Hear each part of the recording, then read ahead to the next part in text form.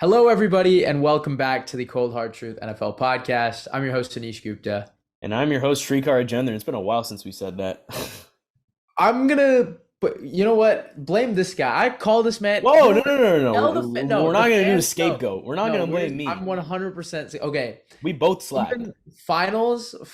It doesn't matter, right? The fans need their entertainment. Okay, so guys, just like if you guys are angry, blame it on Shriekardy for doing a data No, journalism but blame it on the paper. both of us.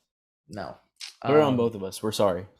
Yes, I will apologize though. Yes, that I will take some from it. But okay, well, we're back, and in the time that we've been gone, I think it's been a lot. The Bills are back. The Browns signed a quarterback in Joe Flacco. So, dude, it's literally been that long. We haven't talked about the NFL since Joe Flacco came back. Hey, So, when we last did an episode though, I did say the Bills would win the division, and now it's kind of looking pretty promising. So, yeah, I would. It's it's up in the air. So okay, let's just jump right into it. We're gonna talk about four teams that are kind of in the hunt. That obviously, things have kind of shaken up in the last 4 weeks that we've been gone. So we'll definitely recap them, and then we'll just go straight into picks for this upcoming week. We're back.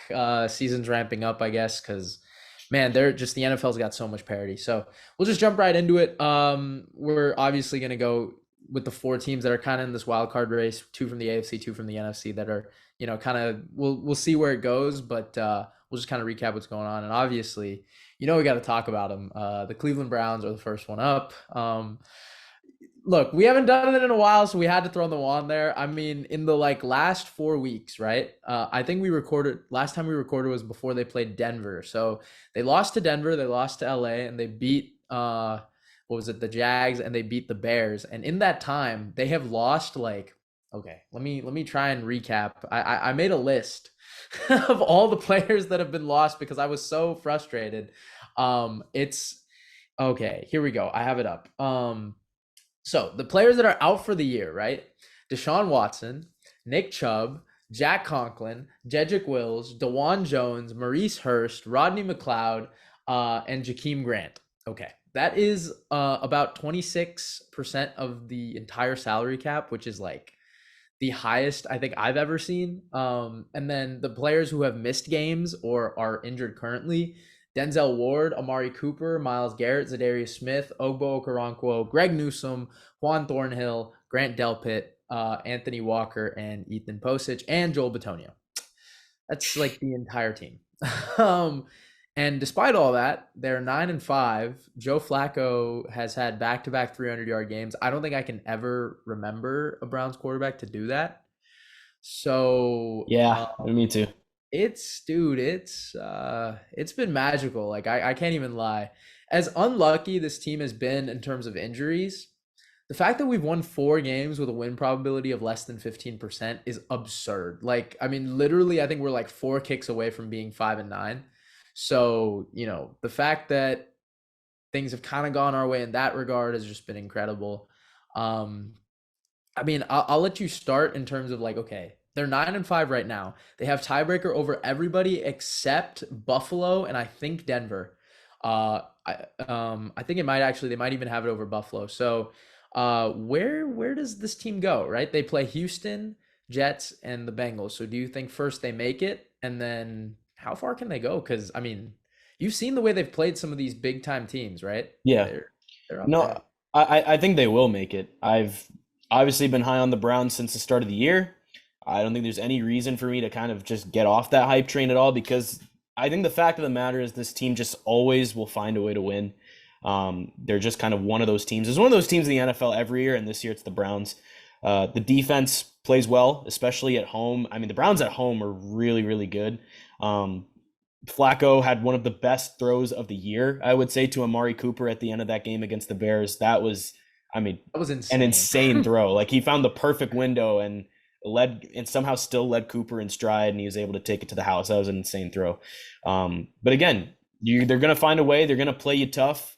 You mentioned it, even against the upper echelon kind of teams of the AFC and the NFC. They still find a way to win. They still play you really tough. So if we're really looking at that AFC hierarchy right now, like You could say Ravens, Bills. We'll touch on the Bills a little bit later. The Dolphins, the Chiefs, and then after that, it's like I'd say the Texans, the Browns. Between the Jags and Colts, maybe probably give me the Colts right now. But like, I definitely think the Browns are a playoff team. They at least deserve to be a playoff team with the amount of fortitude they've shown after dealing with all these injuries and still being able to come out and win games and really just tough these games out. Yeah, I think they're a playoff team 100%. Yeah, I mean, obviously, like, we can complain about the injuries all we want. I do it pretty much every day, but it's like, I mean, you got to deal with it, right? Like, I mean, there's no, higher power that's just going to unravel all the injuries that have happened. So, I can make a list all I want, but at the end of the day, it's next man up and you got to just kind of do it. And that's what they've been doing. I mean, I sometimes really can't explain it. I mean, down 10 in the fourth when they had no offensive production. This man Flacco was 11 of 13 for 212 yards in the fourth quarter. Like, I don't think people realize 212 yards in a single quarter is insane. This dude is 38 years old, just comes off the couch 3 weeks ago. Or sorry, 4 weeks ago, whatever it was. And he's been, like, I guess production wise, the best quarterback the Browns have had. I think Deshaun probably had better games, but I mean, serious, like it's just unheard of. And yeah, I mean, as you said, right, the Browns have been formidable. 6 of their 9 wins have been against playoff teams, and what do you call it? They've beaten the number 1 seed in each conference. So, I mean, like, say what you want about the Browns, and obviously people, you can go back to the Niners game. It's like, yeah, fine, they lost CMC and Debo, but I mean, the Browns also were playing PJ Walker and didn't have Nick Chubb, so, or Conklin or Dewan, so it's like, it kind of offsets. But yeah, I don't really. It's gonna be tough. I think this Houston game is gonna really determine where things shake up. I think this is a really important game for them, because as you mentioned, as good as they are at home, so they're 7-1 at home. I don't think people are really realizing that. And the one loss they had was the Ravens when DTR found out he was gonna start like 30 minutes before the game. So Yeah. if you really flush that off, they're set. Like, they're 7-0 with the quarterback knowing he's going to play the game. Yeah, so which means that they're 2-4 on the road, right? And they've got 2 out of 3 games on the road to 2 playoff teams right now. Or Texans aren't, but you get the picture. So that's going to be a big test for them. But here's the thing: I think this defense matches up well with anybody. Like, I mean, I think they have the best secondary in the league right now, at least on paper. They've shown it, right? And like, coverage stats will tell you that. The way they've been playing, the way they run man coverage will kind of tell you that. And again, that's also been riddled by injuries. They've been going back and forth, but they still do what they do. And yeah, if they make it into the dance, right, they'll probably end up playing the winner of the AFC South, or maybe the Chiefs. They slip. I don't think they will though. So that's going to be an interesting game. But you're right, in terms of, like, they're a pretty big threat to anybody. But they just got to make it into the dance. I think that's kind of what it is. And because their defense will always give them chances, right? Like, I think that's kind of how the game flow has always been.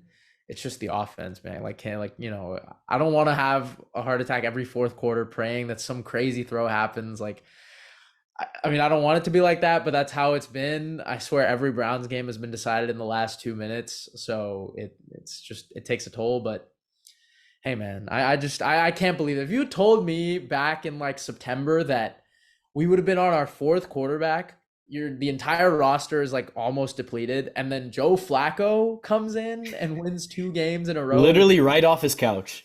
Dude, I would have been like, dude, no way. Like, Yeah. you can't make this up. I think I say this every Browns game, but yeah, I think that's kind of where they stand. So I guess, yeah, that's pretty much it on them. I would love to see them play the Chiefs. I like, honestly, I think it would be a really cool revenge game, but I don't think the seeding will play out that way. I will say one thing though. This is a crazy scenario, but it is out there, and I just want to throw it out there. It probably won't happen. You do know the Browns get the 1 seed, right? I'll Stop. tell you. Please stop. Let me just tell you how it happens. Okay, the Browns would have to win out, obviously, so they'd Yes. get to 12-5.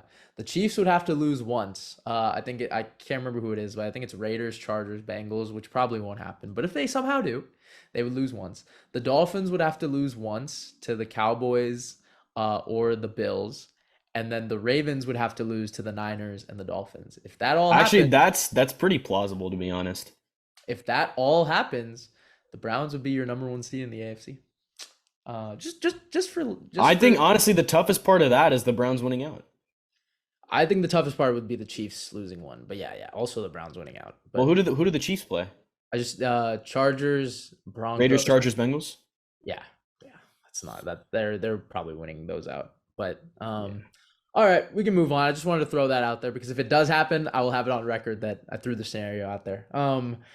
It won't though. All right, we'll talk about the Bills. They're 8-6. They've won two in a row after the loss to Philly, which obviously a lot of people thought they should have won. Um, yeah, they dismantled the Cowboys and who was the game before? Chiefs. Chiefs, right? That was obviously the offsides. So, we didn't talk about it, but it was a pretty big call. Obviously, we both agree that it was offsides. Um, we got a little lucky. I mean, I can't say it because it was the right call, but it's like if Well, he I just think put up back. the whole reason they're mad is because it's not the call was right, but they just why would you? They never call that.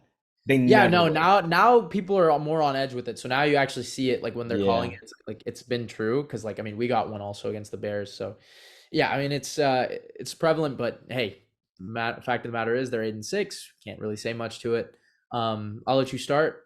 You said on record that they'll win the division. Do you think it happens? You can pull up Miami's schedule. You can pull up theirs, which I think I said Miami's already, but Yeah, yeah, well, let's check out the Bills schedule first. But I do want to talk about that Cowboys game a little bit.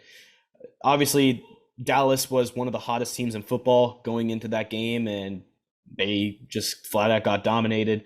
I think James Cook just adds a whole nother layer to this Bills offense because now you got more to worry about than just Josh Allen. Now you got to worry about the threat of the run too. So getting that run game was always such a problem for this, this Bills team, and now I think they finally figured it out. And even in some of their losses, I'd say they've looked good. They're just playing like a top tier team in the AFC right now. Just based on eye test record, will tell you one thing, but they look really good. So they have the Chargers this week. I'll spoil picks right now. I think they're going to win that, obviously. New England the next week, and then a big Week 18 showdown with Miami. And think about the scenarios going into that Miami game. If the Bills lose that game, they could be out of the playoffs, but if they I think win that's that winning game, they in. could get the division. Yeah, I So think it's that, gonna be winning in. yeah, that is actually an insane scenario that you could go from a division winner to out of the playoffs entirely. And then for Miami, obviously much tougher. You have Dallas at home, which is going to be a tough game. Then you have Baltimore on the road, another tough one. And then you go into that Buffalo game. So really, who knows? I think it's a really interesting 3-game stretch for each team. If you wanted my early prediction, I'm gonna double down and say the Bills win the division. Even with the game in Week 18 being in Miami, I still think I'll take the Bills. Again, just based on eye test, this is really a top tier team in the AFC. Yeah, I've seen people put them third overall in power rankings. So top of I think it would be Niners 1, Ravens 2, and the Bills 3. I've seen a lot of that. I mean, it's hard to disagree. Just like I think the main thing with Buffalo is they got the turnover problem fixed. So kudos to Joe Brady. But yeah, that's been the thing, right? Mm-hmm. That was the whole thing keeping them out of it. And like that little stretch that they had, it was turnovers. Allen had 0 giveaways for like the first time in forever. I know he threw only 15 times. So see, that's the problem, right? Like he threw 15 times, didn't have a giveaway. The problem is if the game does come down to him throwing a lot, will he give away a costly pass that turns into a play that ends the game for him? So that's the worry about the Bills. But obviously Allen can make a play that keeps him in it, right? So that's the kind of volatility you get with him. But as you were mentioning the run game, yeah. So James Cook as a player is a great element to have, but it's just the way they used him inside, outside, kind of the shifts that they had. That's it was a pretty powerful statement that Buffalo made. I don't think Dallas's run defense has ever been that particularly good anyway, but the fact that the Bills knew to capitalize on that and finally used it was pretty huge. Yeah, you pulled up the schedule. I think it is going to come down to that Week 18 game. I think it is going to be winning in. I think that's where it'll come down to for the Bills. With Miami, I'm hoping as a Browns fan they beat Baltimore because the thing is I think they can beat anybody, but they can also lose to anybody. That's how I feel with Miami, right? They're very use the word again, volatile. right? They just dropped 30 and held the Jets to nothing, but you've also seen them blow a 14-point lead in 3 minutes to Tennessee. So that's the problem with the Dolphins. But yeah, as for the Bills, they've been also injury riddled all year, kind of like the Browns on defense. At least it's been pretty bad. But their defense looked really good against Dallas, and this could be a really scary. I don't think anybody wants to play Buffalo home I'll away. actually throw in another take. I kind of wanted to say this like 2 weeks ago. If the Bills do end up running the table, getting into the playoffs, I think they're going to the Super Bowl. Like Wow. I really do. Like So I yeah, I mean, yeah, who like would it would. stop them at that point? Ooh, that would be, yeah, that's a good question. One that I really don't have the answer to. I think a Baltimore Buffalo matchup would be really good. Yeah. I think a Browns Bills matchup would be pretty cool too, just because I want to see that defense play that type of offense. But you know, we'll just see how. I think this is what I'm so glad we're on break, because it's like I just want to watch and see these 3 weeks Yeah. unfold, like really be kind of locked in on it. But okay, we'll move on to the NFC side, and the first team we'll talk about. I promise you, I got Shriek's approval before I asked for these teams. Okay, I did. But it's the LA Rams. So, back in August, I don't know if you remember, I had one of my friends on, Donnie, and we both talked about the Rams for a little bit. Their win total, I think, was 6.5. And I saw the bets for it, dude. Under 6.5 was like it was minus 120 or 140 or something. I was like one of very few who had him over. But obviously, a little bit of that was just believing in McVay. And I just want to talk about the job he's done. I mean, this dude is like top 3 to 5 in like a lot of the offensive categories, with a team that has had an offensive line that's been very makeshift. Obviously, a fifth round wide receiver in Puka Nacua, who's been amazing. And then Kyron Williams, who's also a fifth round pick from Notre Dame, who's been phenomenal. I think like per game basis, I think he's been like a top 3 back in the league. Like Yeah. I think it's been CMC, you could say Mostert, sure, and then probably him. But yeah, like that's how good the Rams have been. And then Stafford, I saw a take, but I think it was I might have been Sanchez, who said that like if the Rams run the table, Stafford should be in MVP talks. I don't know about all that. I don't know if they'll give it to him. Yeah. But like what he's doing is really impressive. Like I think a lot of people thought Stafford was over with the whole arm and spine, right? The elbow and the spinal injury. Phenomenal, man. And I'll say this right now. This isn't a Niners related or like topic, but I think the Niners, right? Everyone's saying how great they are, and they are, right? People have been asking me what are the teams that the Niners should be afraid of, if at all. I think the teams with the best chance to beat them is Baltimore, and I think the Rams would be second on my list. I think I just think they would match up well offensively, but yeah, I think the Rams will get in either as a 6 or a 7 seed. They don't have tiebreaker over Green Bay because of Brett Ripien. But I think, yeah, they don't have it over the Vikings right now. But I think conference record will determine that. So that's my take on the Rams. I think they can get in. They can make some noise.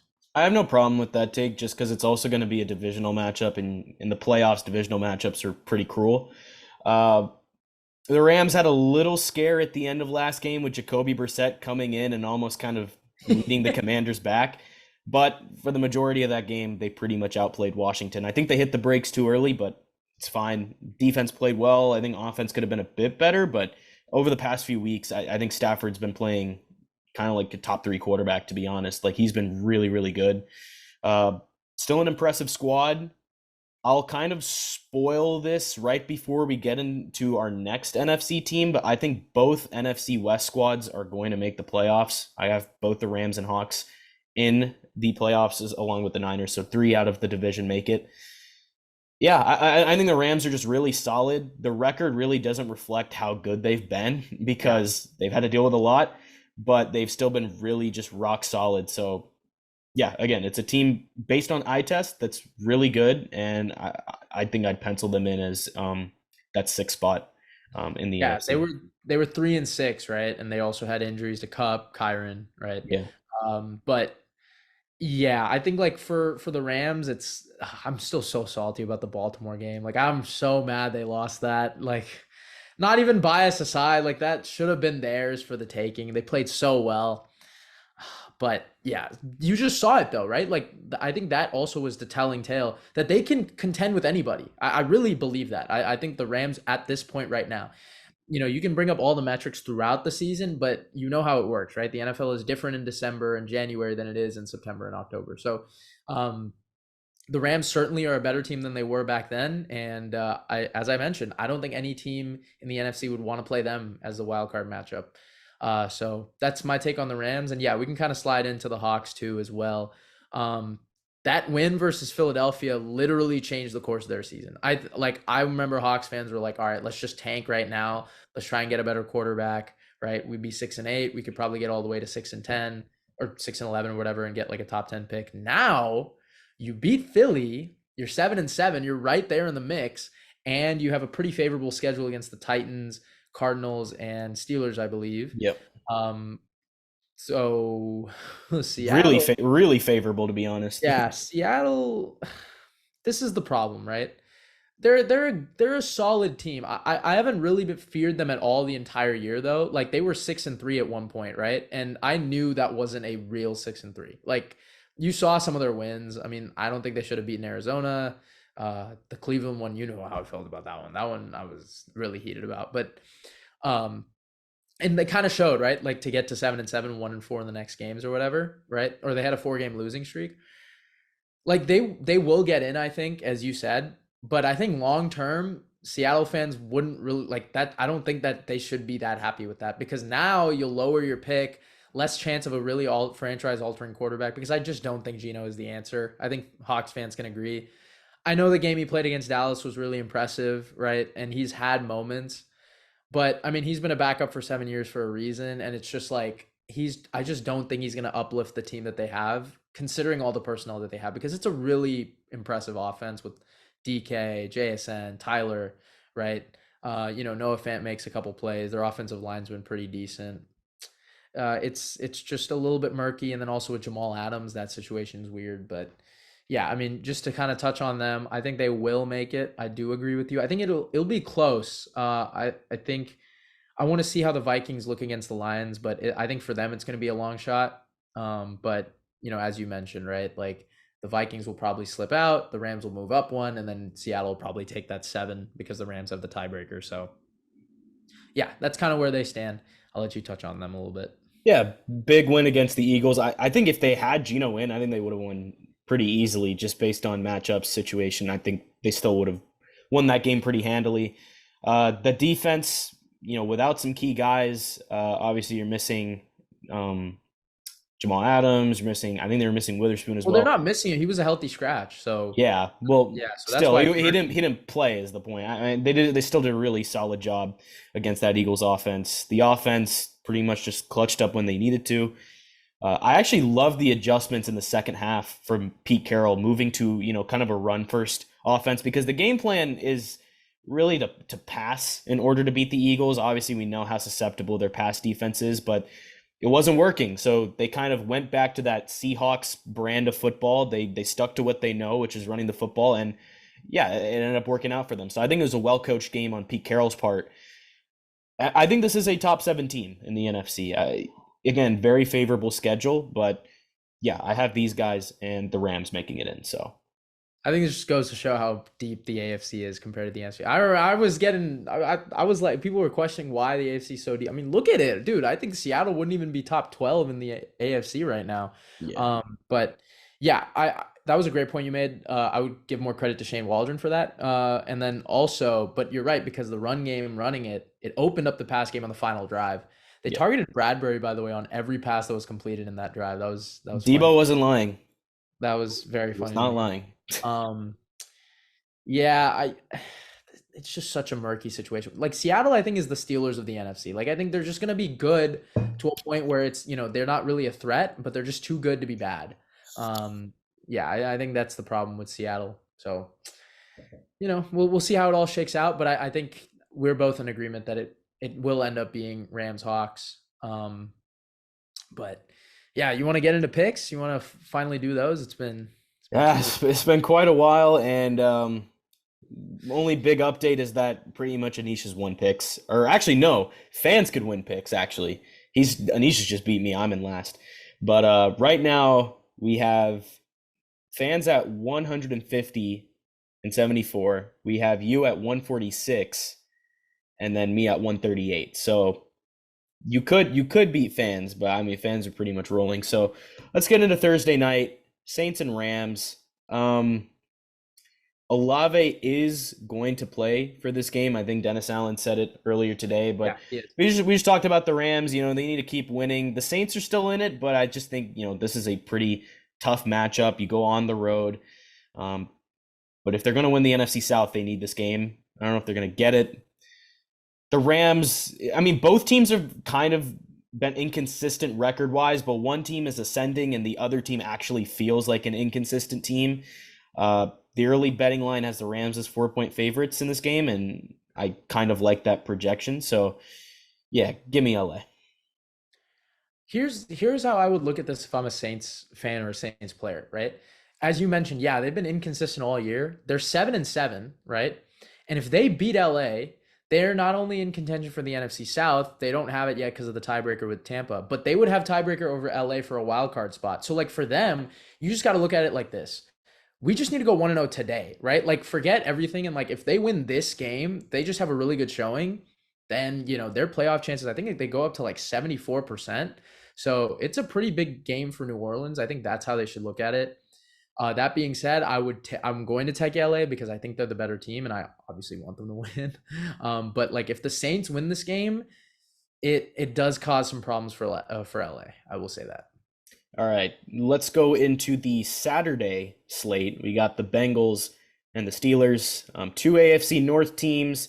This matchup definitely has playoff implications, but it kind of feels like each of these teams is headed in a significantly different direction. So I'll let you start, big AFC North guy. Who you got? Man, I'm like so frustrated that like Drake Browning is doing so well because it's like I thought Seattle or Cincinnati they lose three straight. They're 5-6. They're down against Jacksonville. I'm like, great, cool. We can forget about them. Then they win three in a row, and I'm like, dude, are you kidding me? Now I got to worry about them week 18. And then obviously Pittsburgh. I just gotta laugh because it's like you know how mad I've been at them all year, and now they're 7-7, kind of spiraling.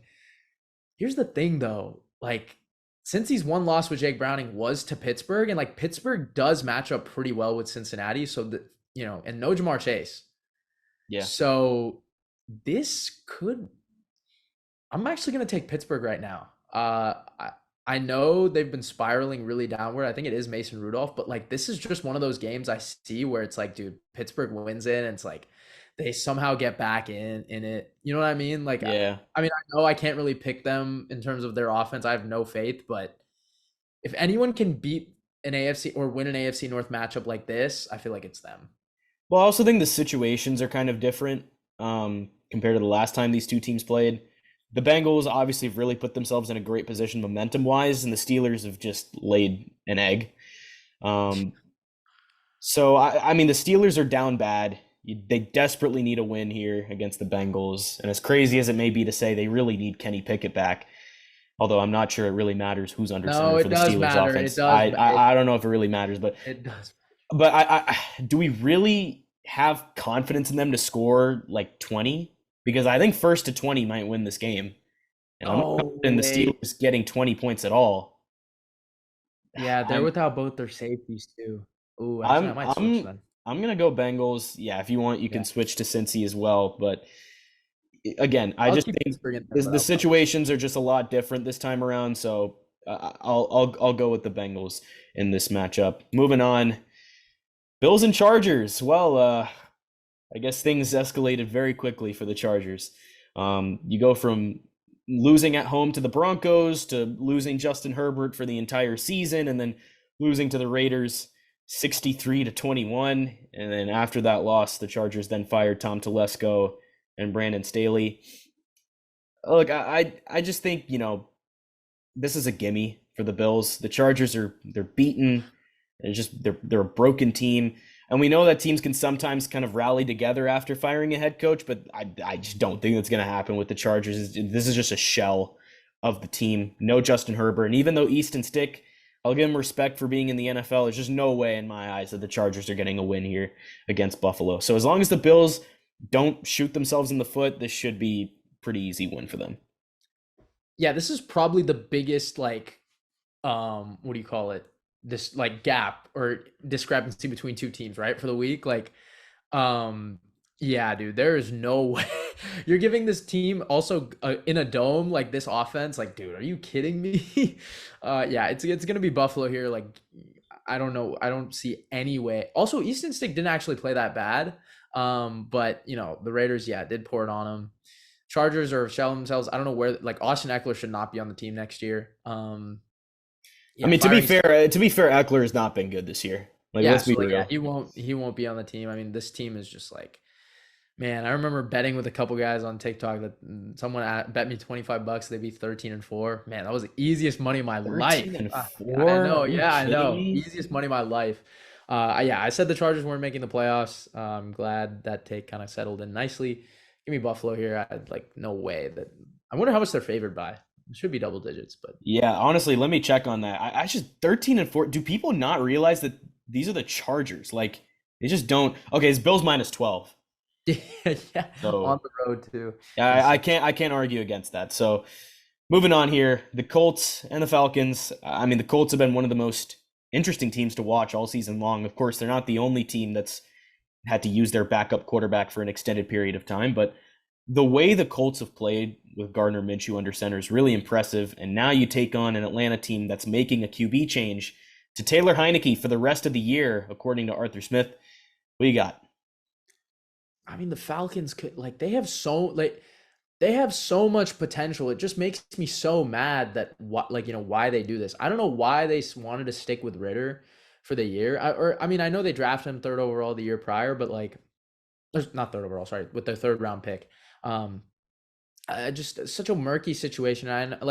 And the fans have gotten to a point with Arthur Smith where they hate him so much, where it's like it's so hard to even bring him back because I really don't think he's schematically that bad. But it's like, just the way the players are being used, they're just so mad at him. I don't know how he has a job next year, in Atlanta at least. Um, yeah, give me the Colts to win this one, but the Falcons have so much potential, and for them to lose to Carolina like that was just pitiful. I want Justin Fields to Atlanta, by the way. I would Yeah. love to see that. Yeah, it's the Falcons' hopes of winning the NFC South obviously just took a huge hit. They couldn't get the job done against the Panthers, which has sort of cemented the fact that this Falcons team kind of sucks. And despite their loss to Carolina and despite the rather convincing win for the Colts against the Steelers, the early betting line has the Falcons as 1.5 point home favorites. Yeah, I mean that you get 3 for home, right? So I think Yeah, actually that line is just weird. I think I'll take the Colts here. I think it'll be like by like a touchdown. I think is fair. But yeah, I think Pittman, they'll. Pittman's playing. I Maybe think that. he will be. Yeah, I But mean I with or haven't without him, seen any I think. updates. Yeah. Moving on here, the Hawks and the Titans. We kind of touched on the Hawks earlier, and at this point, the Titans can really only hope to play spoiler. The AFC South is locked in a three-way tie with three teams at 8-6, and the Titans are kind of they're just there. But look, I think this is going to be a really tough matchup for the Titans. Obviously, we've seen with their game against Miami and really even against the Texans that this team is going to be a tough out as the season goes along. But I think Seattle can go on the road, rattle Will Levis a little bit, regardless of whether the Hawks are going to have Drew Lock or Geno Smith at QB. I think we can see this Seattle team keep their playoff hopes alive. They're currently favored by 2.5 points. Yeah, I think honestly this game could come down to like a late field goal or something like that. But yeah, give me the Hawks. I know we talked about the Hawks schedule being favorable. I think this is a really good matchup for the Titans and a bad one for Seattle. Like I think I need to see Seattle win this before I can like obviously, hindsight you want to predict them to make it. But if they lose this, I'm off. Like I think this is where I need to see them follow it up. They matched up well with Philly. Now do it again against a team that you maybe don't match up that well against. And as you said, yeah, the Titans will be a tough out anyway. They're just a well-coached team. I'm Mike Vrabel without really the personnel to do it. You said the Titans were favored minus 2.5, right? Yep. Um, yeah, I mean that line actually does Or make no, sense. Hawks minus 2.5. Hogs. Oh, Yeah. okay. So yeah, then they're kind of believing in it. Yeah, it's tough. I'm gonna take the Hawks too, but I really do think the Titans can play spoiler, as you said too. By the way, I'll say this right now: Will Levis is going to be good. Like I genuinely think the Titans might have found their guy. You're gonna have to go through the growing pains, but for what it's worth, I really like Will Levis. Moving on. Yeah, if you had quick note, if you had Yes. shown somebody in 2021 the AFC South standings right now, because when the Titans were the one seed, Yeah, I mean, it's you got crazy. Texans, Colts, and Jags all 8-6, and back then the Jags were 3-14, the Texans were like 4-13, and like It's the Colts were crazy. like, yeah, But man. I mean, the AFC South is pretty much always kind of that division that just flip flops like so randomly every year. So, but the Titans have kind of just been that mainstay at one, especially in the Vrabel era. So, moving on, Lions, Vikings. Can't help but wonder how good the Vikings might have been this season if Kirk Cousins had been able to stay healthy. But that being said, you've also got to respect the job that KOC has done in making sure his guys are ready to compete week in and week out.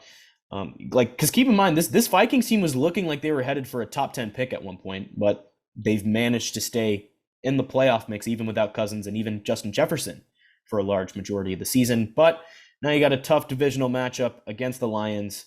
We got winning this one. All right, Vikings, Detroit. I mean, first, okay, I'll just make the pick. Give me Detroit here, and I think like for the Vikings, it's just like it sucks because as you mentioned, yeah, with Cousins they'd be better. They haven't been winning these one score games like they did last year.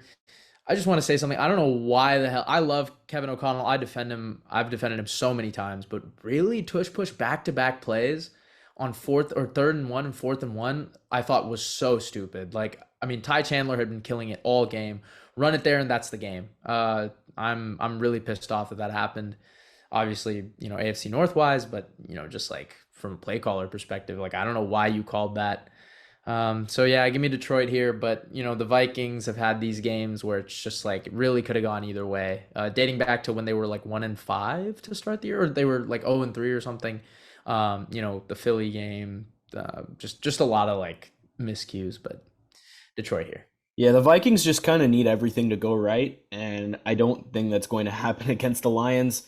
Although the Lions hit a bit of a dry spell there, dating back to Thanksgiving, they get back on track in a big way against the Broncos. Just a dominant game. The Lions did a great job of just winning at the line of scrimmage, limiting mistakes. So if they can play mistake-free football, they're going to beat the Vikings rather easily. Because look, Minnesota just doesn't have the talent to keep up right now with a team like Detroit. So give me the Lions here. Moving on, the Commanders and Jets. After an impressive showing offensively a couple of weeks ago, the Jets were back to being pathetic against the Dolphins. And when I say pathetic, I really mean it. They look pathetic. So this game is clearly just the dud of the week, and I really don't think you're going to be seeing much of this game on red zone outside of whatever interceptions get thrown or fumbles are lost. But as bad as the Jets have been offensively this season, I do think that I don't see the Commanders posing much of a threat when it comes to playing against this Robert Saleh defense. The Jets have proven, even amidst their offensive struggles, that this defense isn't going to let the team go down without a fight most of these weeks. So yeah, this game is going to be very ugly, but I just don't know that you can bank on the Jets scoring more than like 10, and somehow they're 3.5 point favorites on the opening line. So yeah, give me Washington, but terrible game. Yeah, so this is the worst offense versus the worst defense.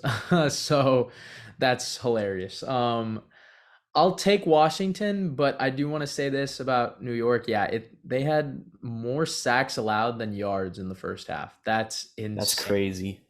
I just don't know how you can flip to that. But yeah, man, that was that was a putrid performance. It's so tough to see this team like that. But I mean, other teams have battled, quarterback injuries too. So and with worse defenses than New York. So, it is on this offensive staff for not, kind of figuring it out. I mean, they really aren't, that horrible personnel wise. I know their offensive line is sure, but come on. I mean, you still got Garrett Wilson. You still have Brees Hall.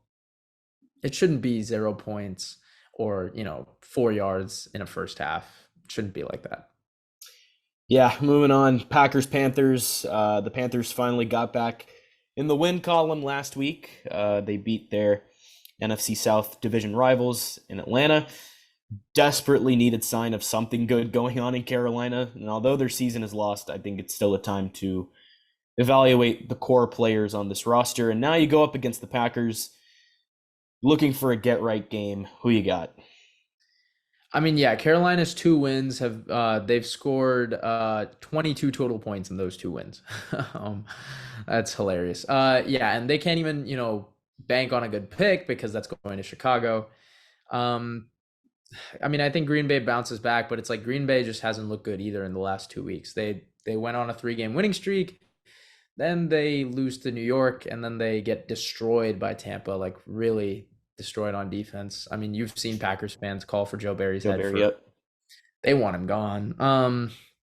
I'll take the Packers to bounce back here, but it's like, you know, I just think they're just more talented than Carolina, who are trying to let go of some savvy veterans and are really just not in a good place. Yeah, I would not be surprised if Carolina serves as a get right team against the Packers. That game against the Bucks was tough. That was a game you desperately needed to win, playing at home, and they just couldn't stop Baker Mayfield and the Bucks offense. And yes, I've also seen those fire Joe Barry cries coming from the Packers fan base right now.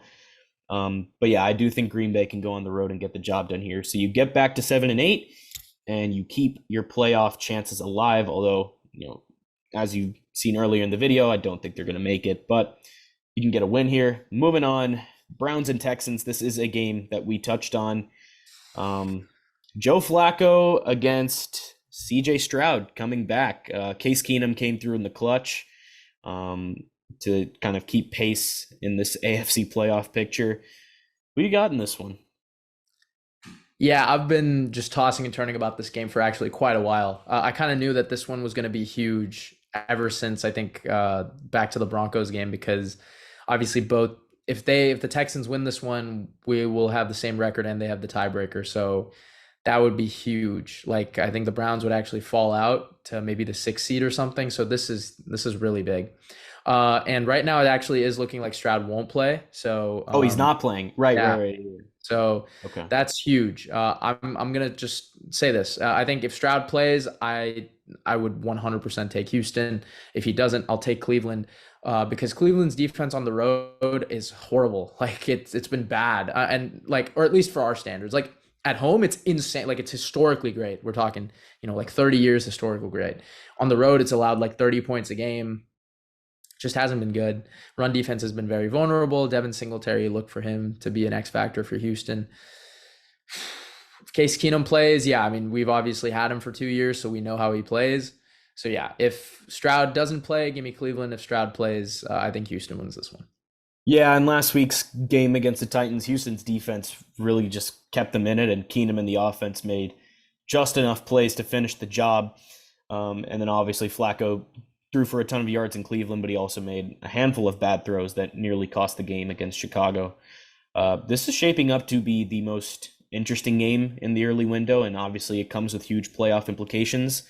But yeah, I also think I'm going to be taking the Browns to win this one on the road. Even with Stroud in, I think this game would have been tough, to be honest, because that Cleveland defense will humble a lot of QBs. But I think Houston matches up pretty well with them. But yeah, like, now that Keenum is playing, I also have to go with Cleveland here. But moving on, Jacksonville and Tampa Bay, a little Florida battle going on here. Baker and the Bucks continue to be an interesting team late into the season.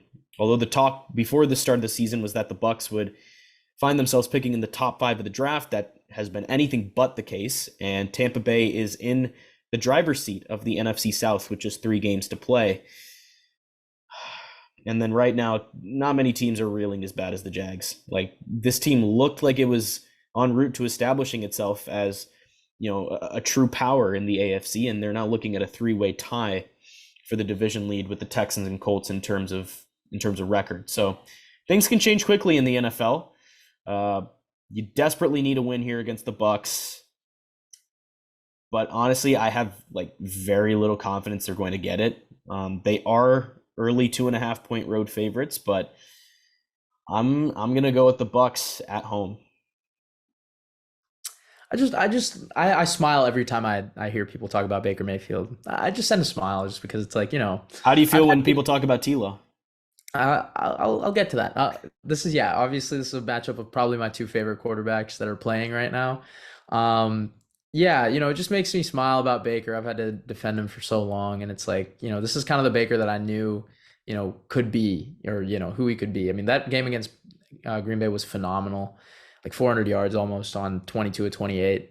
Just it's so great to see him do it, and I think he should be comeback player of the year, either him or Flacco. I don't think it should be DeMar Hamlin. Obviously, great for him coming back, but I think it's going to be one of those two. That's what the odds are saying.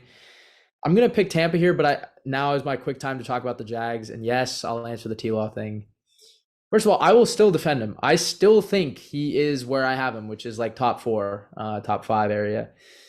He has not been dealt a great hand. That's all I'm going to say. I mean, if his receivers, first of all, can't still catch with 2 feet, which still makes me so mad. They got pretty bad calls against Baltimore, and I know they had a bunch of turnovers in the red zone. That was just horrible. One was on him, a couple were on others, but yeah, they were 8-3, as you said, and they were about 20 seconds away from the 1 seed against Cincinnati. You remember that? And then they go 3 games down. He's banged up with the high. He's still playing on a high like ankle sprain. Like people don't realize that just doesn't go away. And he still looked pretty solid. But Jacksonville's defense is the real problem. Like they've been getting gashed. Like Jake Browning, then Flacco, and then the Baltimore. Like it's been really bad. Caldwell's got to get it together because this has just not been good. I'm actually going to take Tampa here too. I hope Jacksonville gets right. Like this would be a game to get right. But if they don't, they could be in danger of not only losing out on the division, but losing out on the playoffs altogether. So I'm really nervous about that. But I don't want to put the blame on T-Law. I just can't. All right, well, you have the T-Law spiel from Goop. It's been a little bit since we've heard that, but moving on Needed here, it.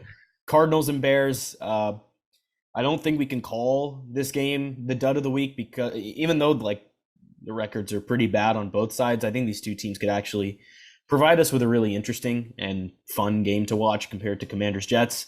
What do you got here? Yeah, so the Cardinals actually made it interesting against the Niners for about one quarter. Yeah, Then they got destroyed, per usual. Trey McBride is a star in this league. I hope people realize that. it's I ridiculous. think we're getting these new wave of tight ends. Komet on the other side too, right? Komet, Laporta, McBride, Njoku's coming into his own. It's really cool to see, right? Because obviously, like the big kind of three have been Kelsey, Kittle, Andrews, I guess. Even Waller was in that mix for some time, but these guys are really coming up. So that's Didn't even awesome. mention Laporta.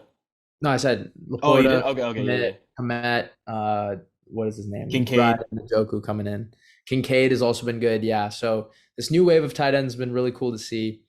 Give me Chicago here. Chicago has been a really tough out for the last few weeks. And honestly, they were a Hail Mary away from beating us. They were a 4th down and 1 away from beating us. A lot of iffy things could have gone their way. I know on offense they didn't really do much against us. It really came on turnovers, but I think they match up pretty well here. Yeah, you have two quarterbacks facing off in this game who can pretty much kill you with their ability to run the football. You got a number of really interesting offensive weapons on each side, and a Bears defense that has been stepping things up as of late, and I think they've stepped things up enough for Matt Eberflus to keep his job. Montez Sweat, they got him at the trade Oh my deadline. god. He has 7 Phenomenal. sacks in the last 4 Phenomenal. games, and he's been proving himself to be worth the price of admission. I like the Bears at home in this game as well. They're 4.5-point favorites. I wouldn't be surprised to see this one get into a little bit of a shootout, but again, give me the Bears. Moving on, Cowboys Dolphins. I genuinely don't know what's going to happen in this game. Can the Cowboys rebound?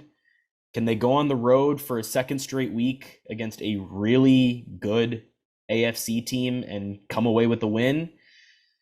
Right now, the line is Dolphins by 1.5. I don't disagree with them on that. I mean, I just don't know because on the one hand, it's hard to pick against Dallas with the way they've played the majority of the season, but on the other hand, I think the Dolphins offense really matches up well with Dallas's defense, like quick strikes. I think that really doesn't play into Dallas's strengths. So give me Miami. But again, this is a pretty tough game to crack, but I'll take the Dolphins. Yeah, this one is really hard because I think they're the two, like they're the complements of each other in the NFC and the AFC. Both their knocks have been they can't win against good teams. Like or at least throughout the year it's kind of been that way, and they've both also, had really cool wins, but they've also had really bad losses. I mean, I wish I knew about Miami's O line, like, because they haven't practiced at all, which is like, okay, if they haven't practiced at all, then obviously, like, I think Dallas will win.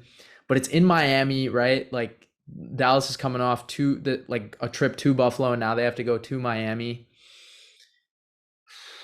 This is really close. I think and I think Hill will play.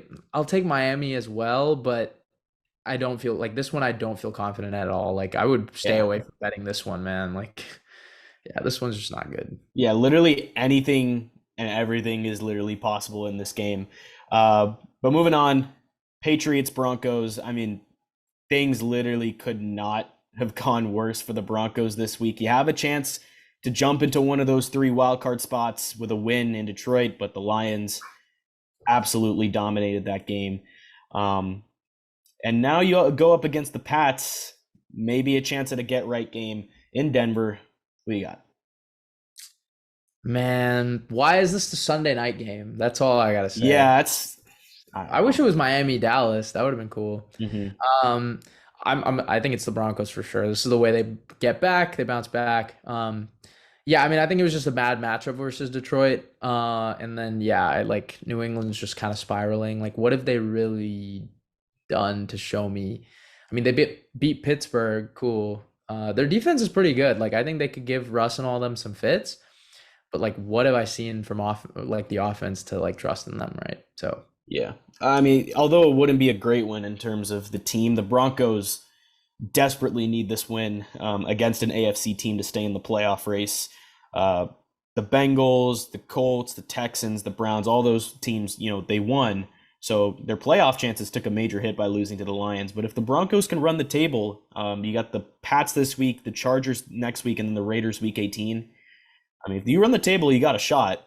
But I think Peyton will have his guys ready to play in this one as opposed to what we saw against the Lions. Give me the Broncos here. Moving on to the Christmas Day slate, starting with the 1 o'clock game. Raiders Chiefs. The Chiefs finally got back on track. You get a road win against the Pats. It's kind of crazy. A December road trip to Gillette is no longer an issue at this point. Like, it's kind of crazy to think.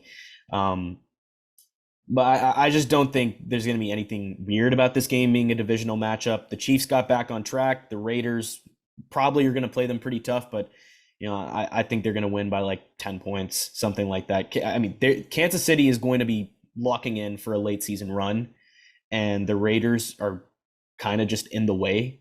And yeah. I mean, although this team, it's not the automatic win every week in picks that they were a season ago, but I still feel pretty comfortable picking the Chiefs here. Yeah, I mean the Chiefs kind of own the Raiders anyway. Like I just don't really. It's always close, but the Chiefs always find a way. That's kind of how I see it this time. I think it's at Kansas City too, Yeah. if I'm not mistaken. The Raiders obviously looked really cool against Justin Herbert less Chargers. This is not a Patrick Mahomes less Chiefs. So yeah, give me the Chiefs here. Yeah, as you said, also I think they do win by 10, something like that. Moving on, Giants Eagles. We never really got to talk about Tommy Cutlet's mania here, but I do think the DeVito hype train has cooled off a little bit. But the Giants still have one of the best stories in the entire NFL this season, because for DeVito to play the way that he has, given the circumstances, you got to tip your cap. Going up against the Eagles in Philly, tough divisional matchup. Who you got? Yeah, former Cuse quarterback and Yep. Illinois quarterback. That's why Srikar maybe wanted to talk about it. But yeah, I mean, it died down pretty quick. Philly obviously has been spiraling a little bit. And I think this is kind of known, right? Like they've been kind of barely winning some of these games all year. They've been on a teeter. And like these last three games have kind of shown like they are vulnerable, as we all suspected. Their secondary is, horrible. Like Slay is also out. Bradbury has been getting burnt. But this is a get right game for them against a team that they've kind of owned. So yeah, this is Philly here, but I honestly think any team with a winning record right now should not be fearing Philly. Like any team in the Yeah, playoffs should not fear them. I agree. There's just something off about Philly. We obviously saw them get beat pretty bad by both the Niners and the Cowboys, but to lose to the Hawks with Drew Lock, like I mean, that kind of just says it, right? I mean, Seattle's good, but like that's a game that this Eagles team trying to take that one seed in the NFC, like you'd think they would win that. But yeah, I do think they get a win against the Giants here, but the bigger picture for the Eagles definitely concerning. I agree. Moving on to the game of the week, the game of the year. This could be a Super Bowl preview as well as a Super Bowl rematch. Only this time, no Joe Flacco. The Niners and Ravens have very clearly been the top teams, both the NFC and AFC, and they look like two of the most complete teams in the league right now. It's pretty awesome to see this game on the regular season schedule because otherwise we'd have to wait and hope for February to see these two teams play. I can't really say much about the Niners. They're just on another heater right now, just absolutely obliterating teams in every possible way and taking care of their business easily. Brock Purdy could legit win MVP, and if he doesn't win it, it might be his teammate, Christian McCaffrey. But yeah, the Niners are just firing on all cylinders. They've scored 27 or more in each of their last 6 games. They've scored 31 or more in 4 of the last 6. The offensive efficiency has been so impressive. The defense has been super dominant. I mean, the Niners just look like unstoppable right now. Of course, we'll see how they fare against the Ravens. They've been a similarly impressive team for much of the season. These are 2 of the top 3 teams in point differential, so everyone's going to be tuning into this game on Christmas night. The Niners are 5.5-point favorites. I think that's an interesting line there, but I got to go SF. I can't bet against him. I'll actually be at this game. So hopefully they get a win. Send me home on Christmas night happy. But yeah, give me the Niners here. Yeah, last time I really tuned into a Christmas night game was the Browns and the Packers, and Baker threw 4 picks, and I was really mad. So hopefully that doesn't happen to you. SF is going to. I think the line is honestly like I think SF wins by like more than 10. This I like. I'm telling you, I haven't picked against them since week 1, right? Like the Pittsburgh. I like. Who is beating them? I mean, I keep stressing this. Like I don't like the again. But I will say this. I think Baltimore has the best chance out of all the teams out there in the league. A lot of people have said Buffalo. I think it's between, yeah, sure, Buffalo Bills and Buffalo Bills, Baltimore Ravens, and the LA Rams. Yeah, this is a really cool matchup to see just because we can kind of see where these two teams are headed. But this is SF for sure, in my opinion. They're at home too. What do you call it? Like, yeah, no Flacco for the Ravens. You know where he's at, and there's no Harbaugh for the Niners. He's currently at Michigan in question, so for allegations, and trying to win a national championship. But yeah, SF is going to win this game. So I just put in the SF bio 100 because I know you were going to put that anyway. But maybe SF by 10. We'll put SF by 10. Okay, I'll take out 1-0. But we only differed on one game, and that was Pittsburgh-Cincinnati, and even that game, you might switch to Cincy. So yeah, just a lot of less. I might switch some stuff just to get some. I won't do it for the sake of difference, but if I really feel strongly about another team, I'll change the pick. As it should be. Yeah, it's just not really that much. So, in terms of variance, just because the matchups are pretty set straight. So, except Miami and the Tampa one, I think those two are pretty interesting games. But other than that, pretty solid. But yeah, we're back. We've been the Cold Hard Truth podcast, and we will see you guys next time.